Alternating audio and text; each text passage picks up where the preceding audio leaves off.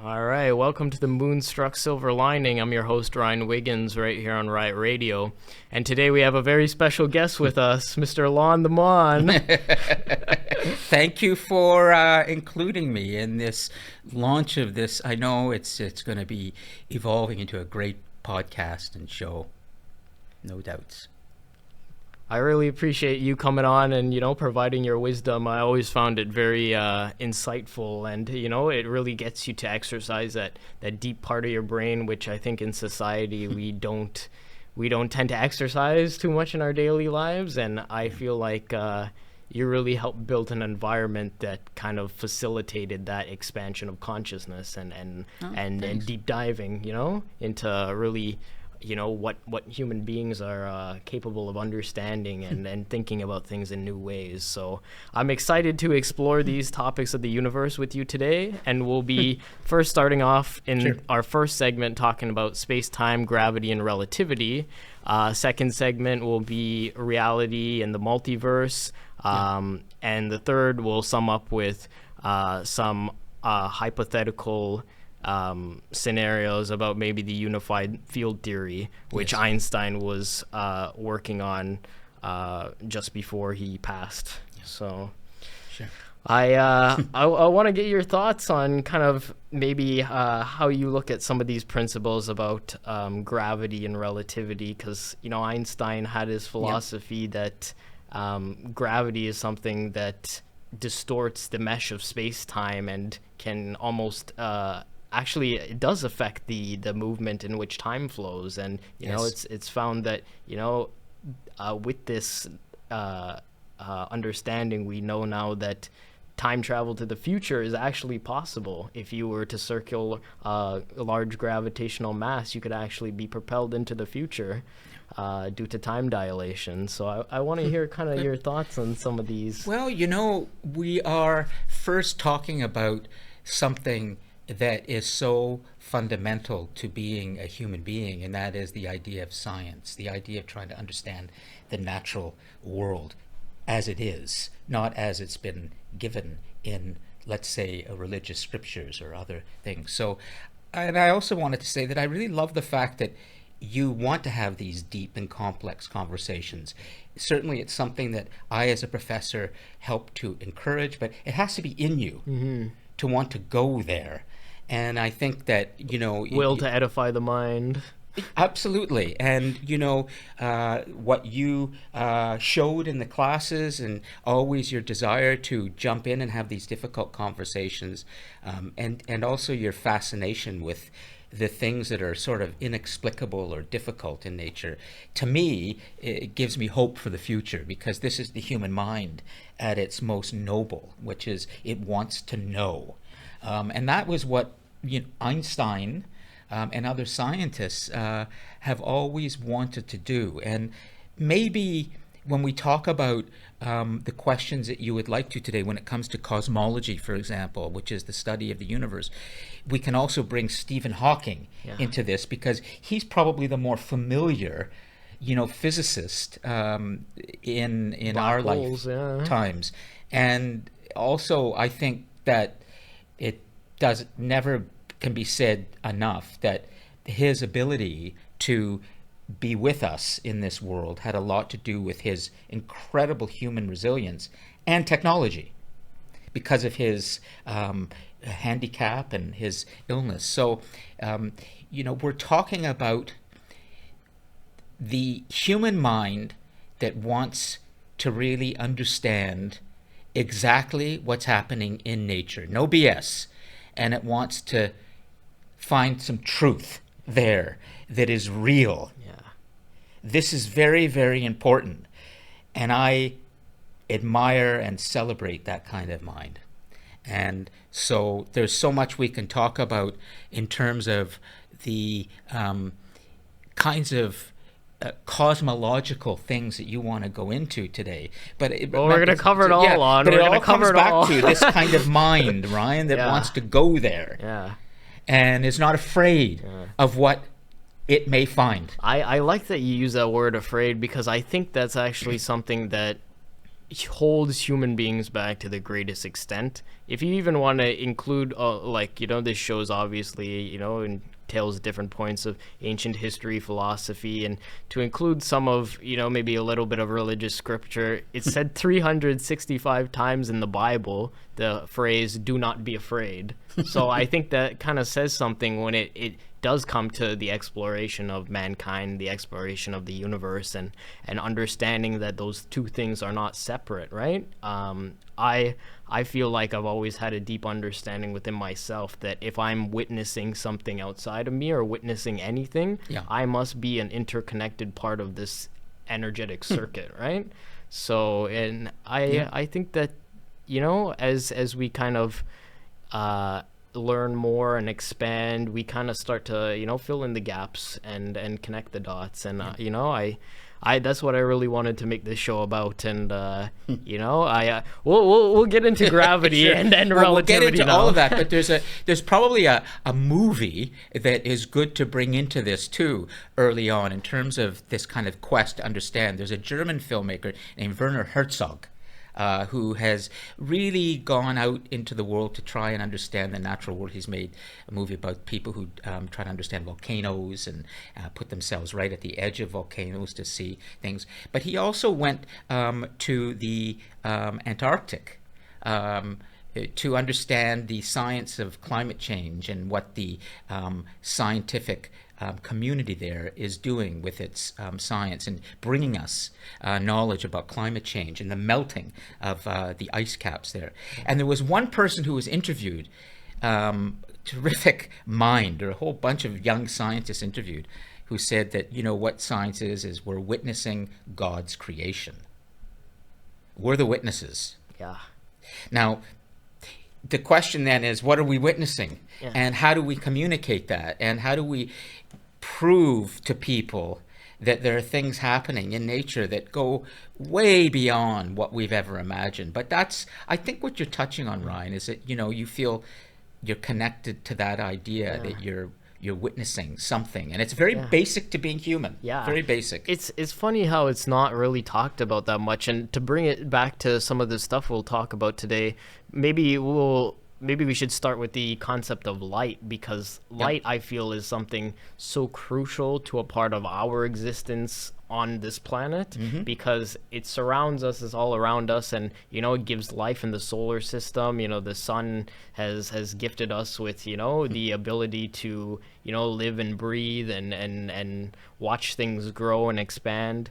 And I think that is such a underestimated point of not just physics but life in general. And I think Einstein, he saw that, because unifying something like E equals mc squared, Yes. something that ties together energy Yep. and mass Matter. and Yep. movement, and movement. because those things, it's known in physics that if you have a moving electric field, it creates a magnetic field, and if you have a moving magnetic field, it creates an electric field, and those oscillating waves can form light. So it's very interesting to think about that there is this kind of basic, as Einstein put it, speed limit in the universe that kind of 250,000 kilometers per second, right? We're talking about that's the speed that it goes. A photon of light will go around the circumference of the planet, which is seven about times in a second. 7 times in a second, right? Yeah. And or so. But you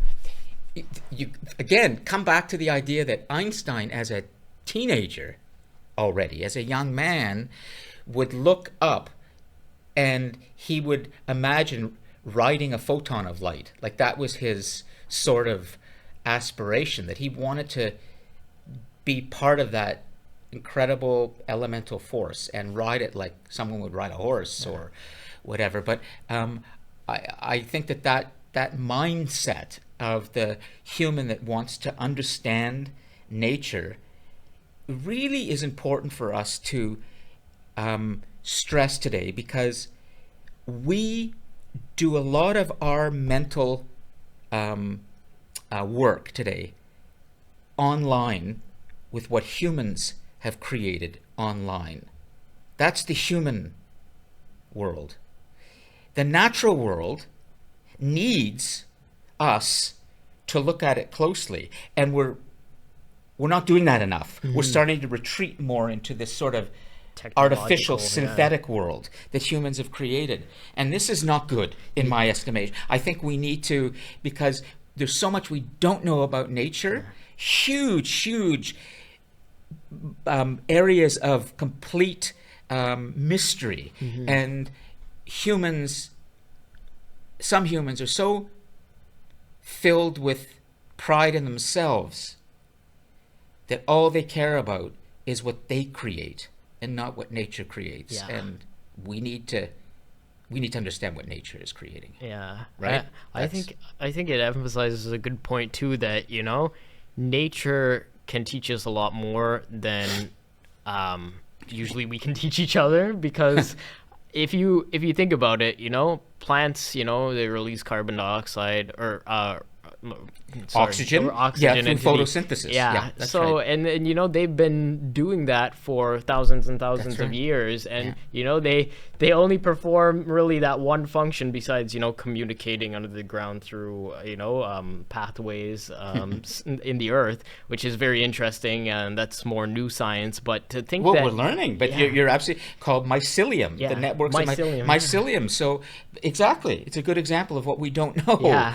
you it's know? it's funny though Yeah. to think that these plants and these organisms can perform that one function though over thousands of years, and we think we could come along and know more. Exactly. So That's pretty arrogant and presumptuous. prideful, yeah, Yeah, to use your word. presumptuous of us. Yeah.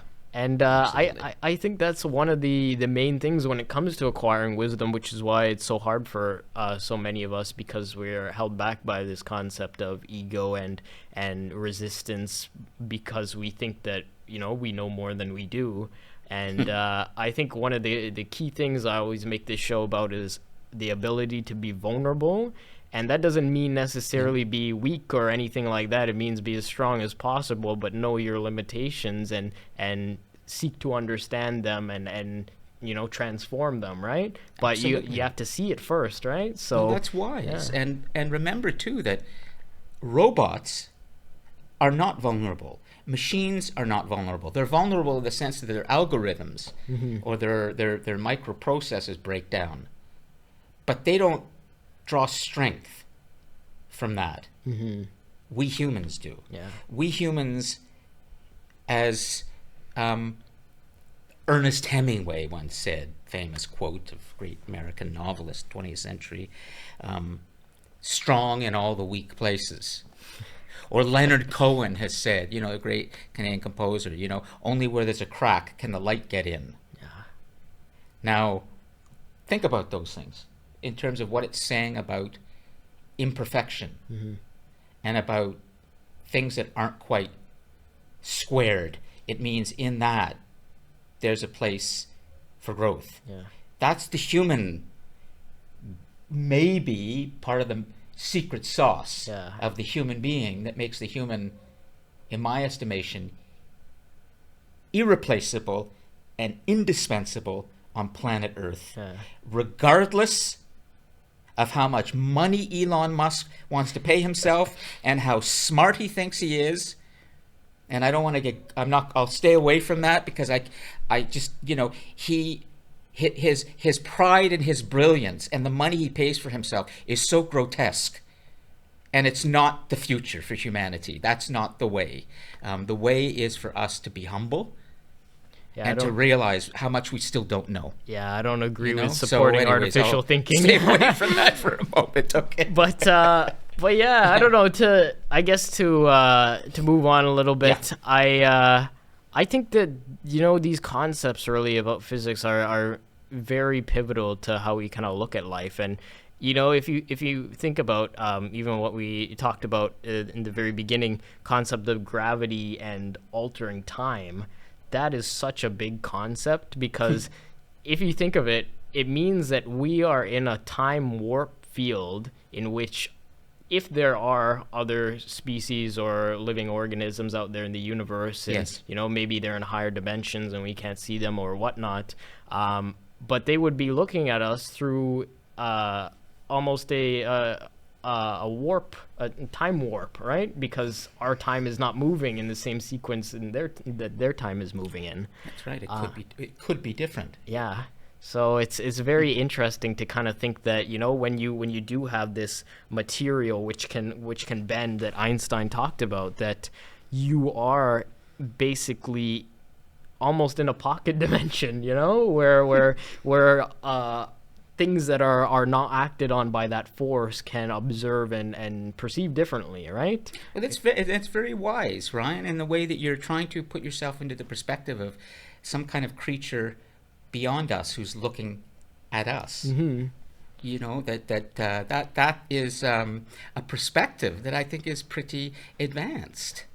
You know, yeah. Good for you, and saying, you know, I want to think how would they view us? Yeah. How would they think about us? You know, that's I think really a great leap of imagination. Yeah, I think it's interesting to kind of play with these ideas because, you know, I feel like mankind's default sometimes is battling with each other because almost they can't figure out who the real enemy is. You know, there's I once heard this quote, and it said that, you know, don't make unnecessary enemies, but if you look within, you'll find something to wrestle with, you know? So, you know, you can wrestle with your own mind and explore and reinvent yourself, but you don't have to go picking unnecessary battles in the outside world, right? Mm-hmm. So we're always looking for something to wrestle with, but if you find something like logical and something that you look deep inside yourself and you say, okay, this is meaningful to me, and not because anybody else set me on this path, but because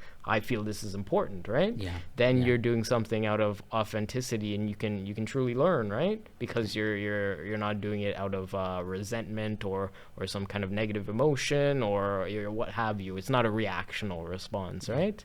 Yeah, it's evolved. Mm-hmm. That's an evolved human thing, and we are evolved, but not as evolved as we think.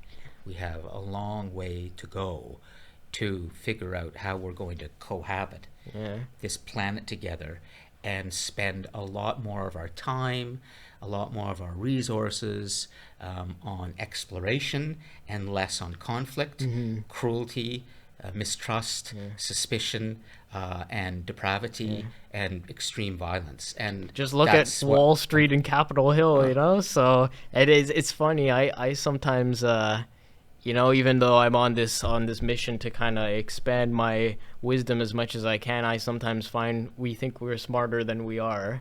And, you know, it's interesting to think that when you look at something as big as the universe, that a gamma ray burst can go off and wipe us out of existence, and, you know, couldn't do a thing about it. So, and I think that's something for people to think about, that, you know, you're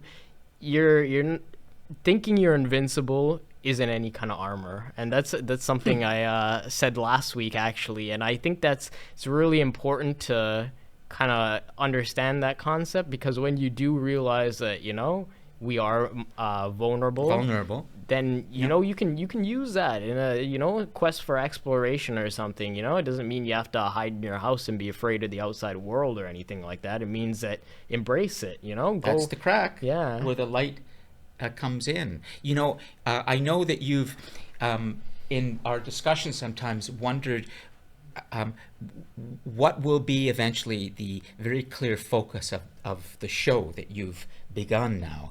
And I think that one thing you may want to think about is that idea of expanding your consciousness. Yeah. I think that what you're doing each show, and particularly now as we, you know, begin to take off and talk about the cosmos and what we know about physics and those things, is every time you're sitting in here, Ron, you are expanding your consciousness with others in different ways, and I think that's really admirable. Thank you. And I hopefully one time in the future I'll get to have you back and we could talk maybe a bit about that CIA document, because then I was thinking, should I bring that today? I was like, we don't have enough time. There's no time. You've got to be ready for me to really grill you on, you know, sourcing and the CIA, you know, bias. CIA is a good source, eh? Well, United States government. Oh, it's, you know, the world we're living in now, there's just so much politicization and weaponization Yeah. of information to the point where people are so cynical of all information, and they can't agree on even the basic Yeah. fact, like, is the Left, sun right. bright or is the sun dark? Yeah. We're getting to that point where people are going to start to say, you know what? That's not light out there, and you know what, Lon, that's not hair on your leg. And I said, yeah, that's hair. I can feel it, and that's that hair. Humans have had less and less hair over time because that gave us an ability to sweat out our heat. And somebody is going to say, well, no, that's not hair. You're wrong. What do you think? Like, it's just sort of, I do believe there are facts. Yeah. I do believe that. I did want to mention this earlier, but I think they're not something to this in the way that maybe you're thinking about it, but something to it in the sense that not overly identifying things. Because I feel like, to a degree, like, if we look at like a plant or a tree outside, right? We could say, somebody could say to us, what is this? And you could say, oh, a tree. Yeah. It's a very elementary way of looking at it and kind of very narrow-minded, right? But if you thought about it, okay, what is a tree? Well, it's an organism that is, doing various processes and releasing oxygen and breaking the bonds of carbon dioxide with sunlight. And it's got cells through it, and those cells are formulated differently than the ones in our body. Not much. Well, they have cell walls. Yes, so. but there's still, it's the cell in it, and there's still DNA in there, and there's genes, and that structure, the deoxyribonucleic.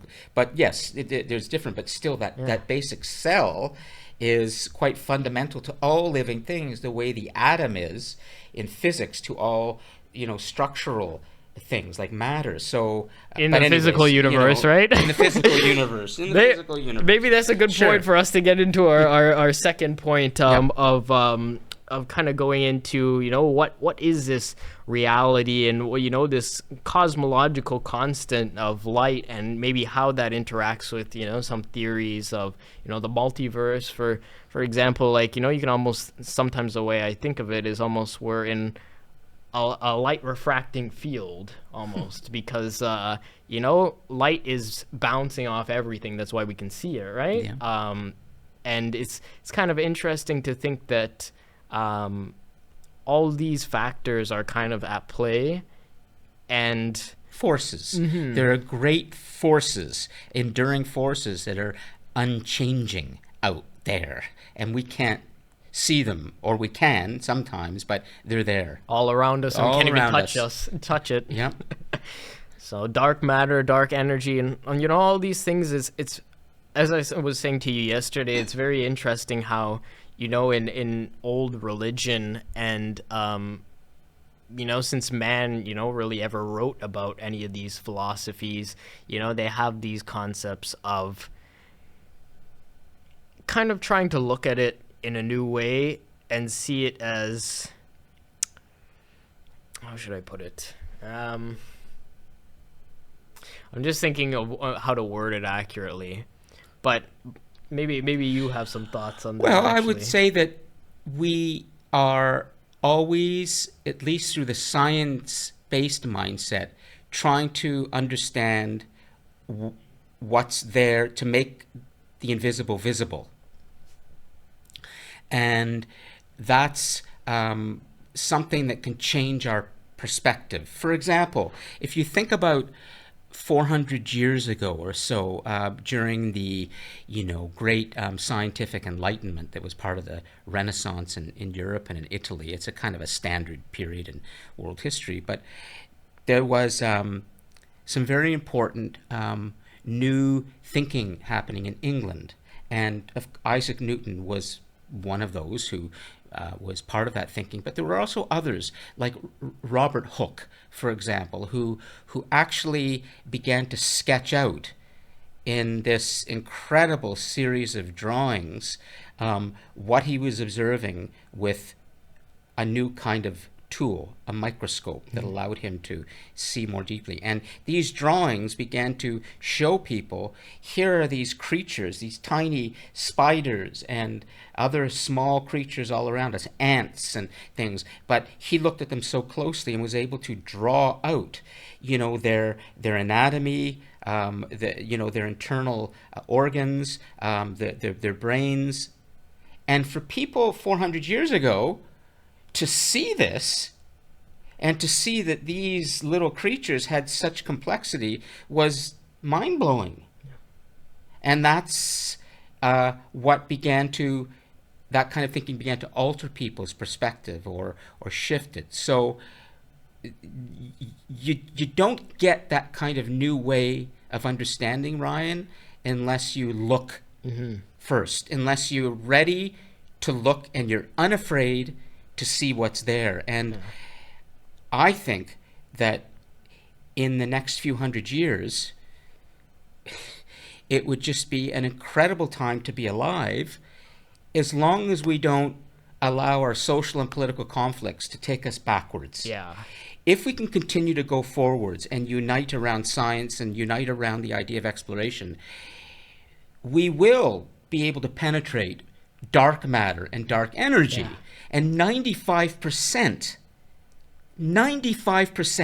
of the matter in the cosmos around us is in that dark form. Only 5% is what we can see. So there's a lot we don't know. 5% you know, is, and yeah, I want to know star. that, and I want to know why is it, that there are forces in that dark energy and dark matter. If we can find out what those particles are, they're being called at the moment WIMPs, these sort of something W interacting massive particles.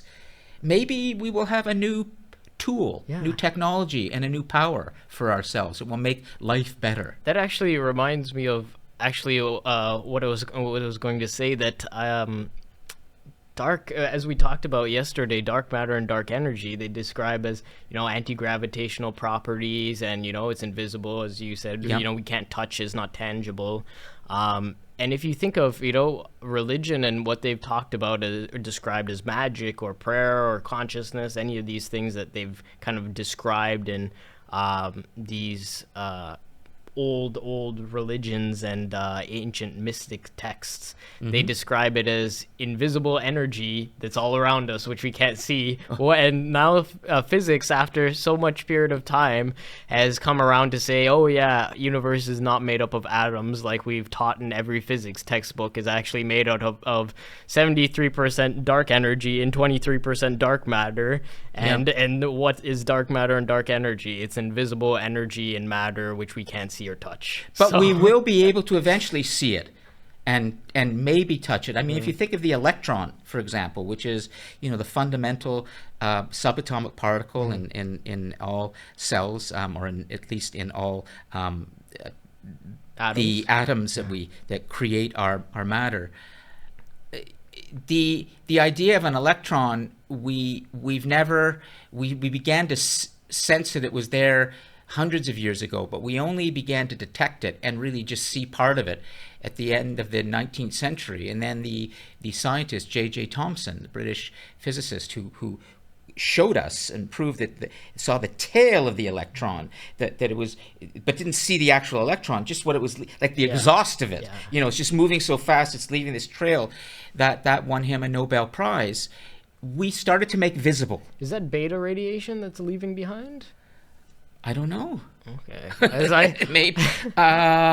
Is it possible an electron is leaving radiation as its exhaust? I know its tail. I don't know. I know there are different forms of this breakdown of radiation. They have beta decay, in which electrons are actually expelled from the atoms at about 75% the speed of light. So that's a pretty interesting fact. And to think that these particles are all around us and they kind of construct the very reality in which we see and touch is interesting. Well, actually, there's repulsion going on here. But underneath all of that, now we've learned that beneath even the protons and the neutrons are quarks. And that seems to be the fundamental, indivisible, tiny particle that, combined with an electron, creates the atom through protons and neutrons, and then atoms cluster together into molecules, and we start to get And the then you get elements. into string theory, and then that has to do with when you look inside, an electron, they would say you'd see a vibrating string, and if you twang it a number of times, it transform into all different kind of particles, like bosons and quarks, and so it's very interesting, all these things, and that we can now observe it with maybe not our physical eyes or With our yet. tools. Yeah, No, but we have see tools. with our tools. This is what we're always doing. Humans are developing more and more powerful tools to penetrate deeper and deeper into seeing and maybe touching what's there. Yeah. What's really there. And no other animal on this planet has ever been able to develop that ability to do that. So I can't wait. I really hope that the weapons of mass destruction that we've created through science and technology will not be used to such an extent that we will be blown backwards into a much less developed, more primitive, more ignorant and superstitious age. But we are living on that edge today where there's a lot of anger and frustration and just plain ignorance out there that could lead to and is leading to violent conflict that will take us only backwards. So if we can keep going forwards, God, what we're going to discover. Yeah. I mean, really, sky's the limit. Well, not even sky's the limit, the edge of the universe is the limit. Exactly. So maybe even parallel universes, which is something I wanted to get into as well.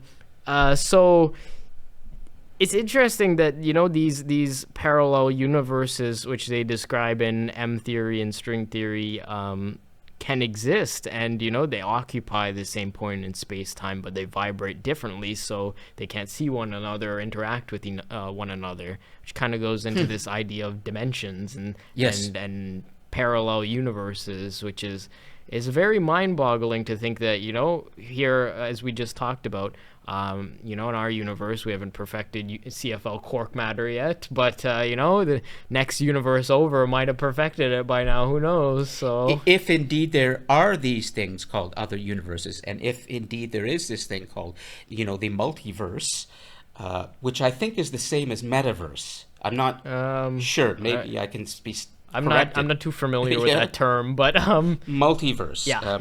And for example, in the movie Everything Everywhere All at Once, the Academy Award-winning American-Korean movie, I think it was exploring this idea of the multiverse. But I sometimes hear the term metaverse, and I'm not sure if they're the same. Maybe your listeners or viewers will be able to tell us what's correct at some point. But anyways. It's a very interesting concept that these parallel worlds can exist, because in physics it's theorized, even going back to Einstein.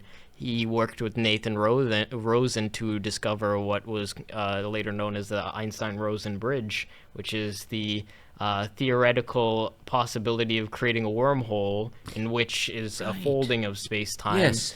And then you can actually travel through this hypothetical curvature of space-time and be able to travel into a parallel universe or another time or another place in space. And it's very interesting, because this was greatly tied to the research done about black holes, and they have this some theories that hypothesize that it could theoretically connect to what's known as a white hole, which is something that expels matter from a singularity in which matter cannot enter. Oh, a white hole, right. Yeah, tell me, what's a white hole exactly? So it's basically a black hole running in reverse. So instead of matter being or not drawn in or yeah, sucked into the black hole, and it can't get enter, out. yeah, Yeah. it's being ejected from a singularity. So, and this is actually really interesting, this idea of a singularity. Yeah. Because, they have one at the center of each galaxy now Yes. that we've discovered. The black holes. Yeah, super massive black holes. That's right. So that's very interesting when it comes to this idea of almost, as I said earlier in the show, almost existing in what is somewhat of a pocket dimension or time warped field in which time is not moving the same way, right? Yeah. And if you think of something that dense that probably has, like, I don't know how much times of gravity that has stronger than the Earth, but it's well stronger than the Earth. Think of how much time that can warp. We can see and observe people going up in the space station, Yes. and their time running differently compared to on Earth. It's running a little bit slower on Earth because we're in a gravitational field. And to think that if you were near a black hole, like what would be the effects of that? Well, a black hole will literally suck in light itself, so light can't escape. But you mentioned about this idea of the white hole of ejecting mass, but that's essentially what a supernova will do. When a star collapses, it then spews out around the space all of its contents, and in those contents, we sometimes will see some of the elements, like gold and silver and aluminum and other elements that then have come to compressed, Earth. Right? What's that? Don't they go under great compression, right, during the process? Well, they're always inside the sun, or I should say inside a star. The sun is a star, but inside a star, there is massive compression going on, nuclear fusion that creates all that heat and light. And so I believe that when there is that collapsing of the star on itself, and then that sort of begins to eject the mass into the universe, there is great compression, I think, there. But, we're talking about forces, Ryan, in nature that are so, in many ways, beyond the human ability to comprehend. But that's what we have to get to over the next decades and hundreds of years in education, is be able to help everybody on this planet, every human being, to develop the planet-wide global mindset, because that's our future. That is our future on this planet, and it's something that we don't do well enough yet in education. We're still stuck in a kind of reductionist approach, which is, you take your chemistry, and you take your biology, you take your physics and cosmology, but it's in the intersecting parts of these that we begin to see this bigger view, and we all need that bigger view. Yeah. It's very important. Yeah, I think it's really interesting to toy with a lot of these big ideas, and I think to a big degree you are correct, and I think it even goes so much beyond that to, if you think about consciousness, we don't understand that either, what goes on in here and what are the potential of it is to actually do. But I think that maybe it is interesting that we have electrical impulses in the brain that act very much like parts of physics that have you heard of? I think it's called theoretical particles, or it's particles that they've actually Stephen Hawking actually talked about this, particles that will pop into and out of existence. Yes. And they can actually be detected around a black hole, because if one part of that the pair were to cross over the event horizon, the other would actually be released as radiation, which he called Hawking radiation. Well, it's a very good point, Ryan, because actually there's a world historian who's done a lot of work in sort of breaking the ground on this larger view, David Christian, whose book Maps of Time and Short History of Humanity and other writing that he's done. He's a pioneer in this idea of holistic planet-wide thinking. He has talked in great detail about the Big Bang and how the popping into existence of particles is actually something accidental. There may be no reason for it. So what he postulated was the idea that the particles that began to emerge, that started to combine and expand. This is the Big Bang. This is the emergence of something out of nothing. In his view, could have just been an accident of things popping into existence. Things popping into existence. This is very difficult for the human being to grasp, because we always want to think that there's a reason for everything. And we'll figure it out. But, he spends quite a few pages early on in Maps of Time. It's a big book, about 800-900 pages. I've read most of it, where he analyzes this idea of popping into, and he even tries to explain that the emergence of life on the planet as well, essentially with the first single-cell organisms, the prokaryotes, just sort of popped in. But then once they popped in, they started reacting to the sun. And that's the photosynthesis, and then away we go. Then we start to see the whole evolutionary process. That is unfold. very interesting. Popping into existence. It's kind of interesting, as you said, accidental, to kind of think that maybe we are some kind of anomaly almost of the universe, where, like, the way I try to think about reality sometimes is the higher up in dimensions you go, the more likely things are going to be unified and have a lack of separation. Which, might explain why, gravity warps time and stuff like that, because the dimensions are bending. But to think that maybe we all are just, like a form of maybe dying light or something like that, as a result of solar radiation is kind of interesting to think about. And that, maybe we do age over time, and, they talk about things about stopping paralysis and reversing aging. Yes. And, it might be interesting to think about that in some of these ancient texts. Maybe it's as simple as reforming ourselves into the light that we come from. So say that again. Reforming ourselves into the light that we come from. Yeah. That's quite beautiful. Reforming ourselves into the light. You see, this is the thing about expanding your consciousness that is always important to remember. And that is that everything's changing on this planet. We are changing. We change from the embryo to what we are now and what we will be when we die. So we can reform. Yeah.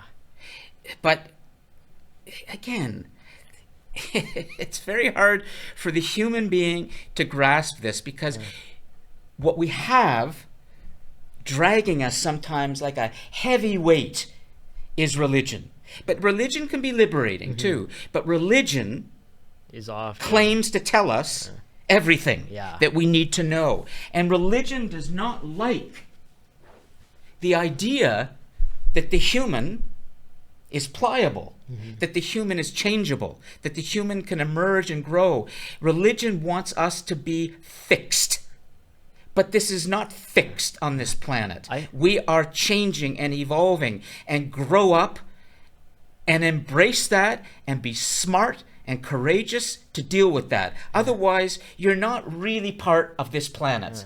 You're kind of something else, but you're not really here on planet Earth yet. Yeah. It's a very good point you mentioned about religion, and I think that the wisest people are the ones who can read through the book and kind of sift through what is important and what is the deeper meaning, right?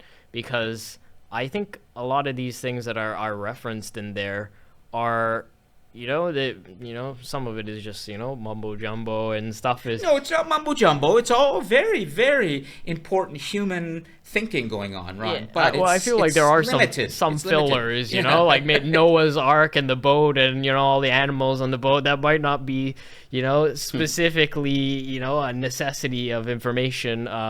But there are things that kind of get you to think about something greater, like it is talked about for the archangels. Like it was said that Archangel Michael, when he was disputing with Satan over the body of Moses, that he didn't presume to bring slanderous charge upon him, but simply said, "The Lord rebuke you." And I think that kind of is emphasizing the ability for man's power to stand in the power of himself, to not stoop to the energy of somebody who would seek to bring you down or seek to taint you to be like them, or have some kind of malicious intent, right?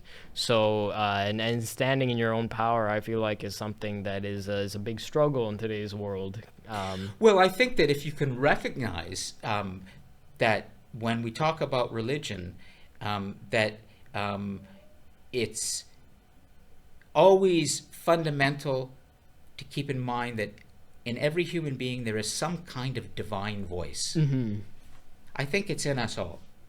And that voice finds expression in different ways. But I think that religion gives expression to that divine voice. But I would rather talk about Something the that's divine expanding. voice as opposed to, well, here's what Islam says, here's what Judaism says, here's what Christianity says, here's what Hinduism says, here's what the Mohawk or Ojibwe creation myth says. Those are all Separate. excellent stories and important to those cultures. But I think they all come back to this need in the human. And that, to me, is what's fascinating, is that divine, that idea that we want to stand apart and be better in what you're touching on. I think that's very important, Ryan. I'm glad you mentioned, like, all these different religions, because I think one of the biggest thing that people overlook is, they always say, oh, my religion is right, this religion is wrong, blah, blah, blah. And they have, like, this very kind of narrow-minded perspective, as you did say, that